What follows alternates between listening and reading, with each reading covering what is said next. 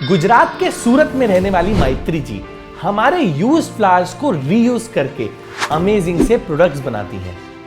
पर वो फूलों को अपसाइकिल क्यों करती हैं? वो इन यूज्ड फ्लावर्स से क्या बनाती हैं? और फ्लावर्स को अपसाइकिल करने से क्या नेचर पे कोई फर्क पड़ता है? एक्चुअली फ्लावर्स नेचर में एक बहुत ही इंपॉर्टेंट रोल प्ले करते हैं। फ्लावर्स से कई इंसेक्ट्स, एनिमल्स और बर्ड्स को अपना खाना मिलता है। इतना ही नहीं, फ्लावर्स ही प्लांट्स के वो पार्ट्स हैं जिससे रिप्रोडक्शन स्टार्ट होता है। और ह्यूमंस के लिए तो फूलों का महत्व बहुत ही ज्यादा है, क्योंकि फ्लावर्स हमारे कल्चर का एक इनसेपरेबल पार्ट है। हम कभी तो इसको ग्रीट करने के लिए यूज करते हैं, कभी रिलीजियस ऑफरिंग के लिए और कभी इवेंट को डेकोरेट करने के लिए। पर क्या आपने कभी सोचा है कि इन फ्लावर्स का यूज होने के बाद इनका क्या होता है?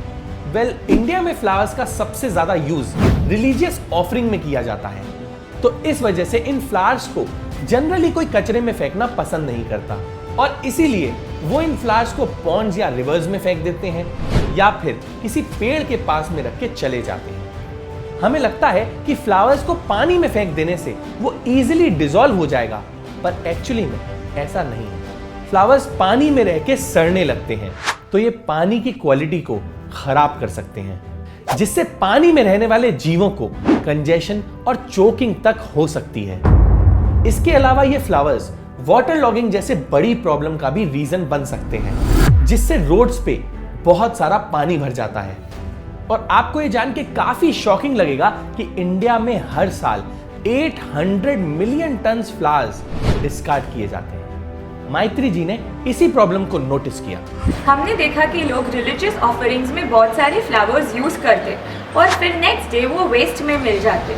ये देख के हमें काफी बुरा लगता था। तो मैत्री जी ने डिसाइड किया कि वो इस प्रॉब्लम को सॉल्व करने की कोशिश करेंगी। मैंने सोचा कि क्यों ना इन फ्लावर्स को कलेक्ट किया जाए, अपसाइकल किया जाए और इन फ्लावर्स से कुछ ऐसे प्रोडक्ट्स बनाए जाए जो एनवायरनमेंट फ्रेंडली हो और जिनसे ज्यादा वेस्ट भी जनरेट ना हो। पर अभी भी दो प्रॉब्लम थी। पहली ये कि वो इन वेस्ट फ्लावर्स को सोर्स कहां से करेंगी।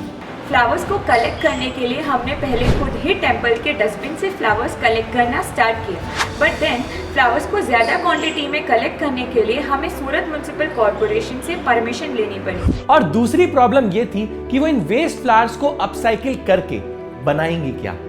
मैंने सोचा कि क्योंकि ये फ्लावर्स मेजरली रिलीजियस टेंपल से आते हैं, हम इनको यूज करके डिवोशनल चीजों में यूज होने वाली कुछ प्रोडक्ट्स बनाएं। और काफी रिसर्च के बाद मैत्री जी ने इन वेस्ट फ्लावर्स से अगरबत्ती बनाने का सोचा और उन्होंने अपनी कंपनी को बिगिन विद फ्लावर्स नाम से रजिस्टर किया।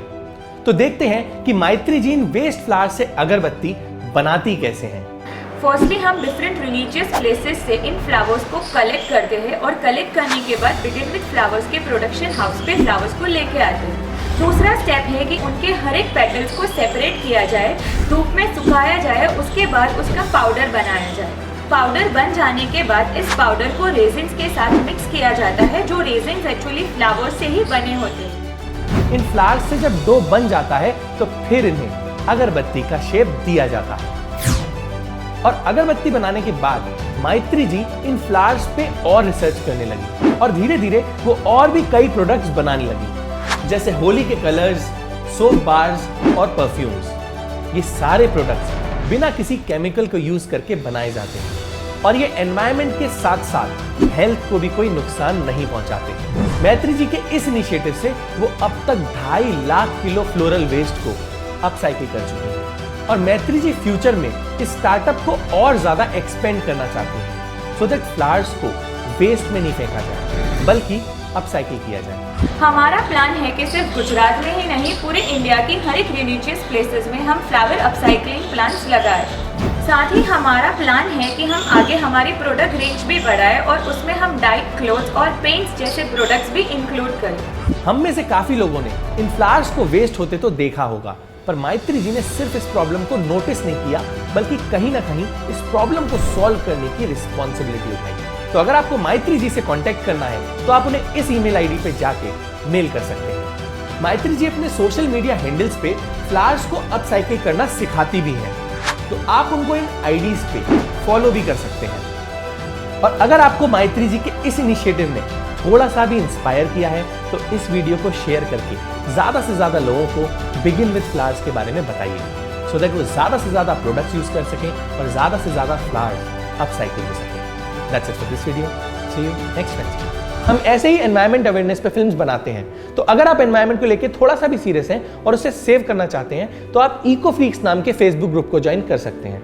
इसमें हम ऐसे लोगों की कम्युनिटी बनाना चाहते हैं जो एनवायरमेंट के बेटरमेंट के लिए कुछ कर रहे हो। तो अगर आप किसी ऐसे को जानते हैं या आप खुद कुछ ऐसा कर रहे हैं तो आप इस ग्रुप में जाके पोस्ट कर सकते हैं, सो दैट और लोगों को इसके बारे में पता चले। लिंक डिस्क्रिप्शन में मेंशन है। Thank you and take care.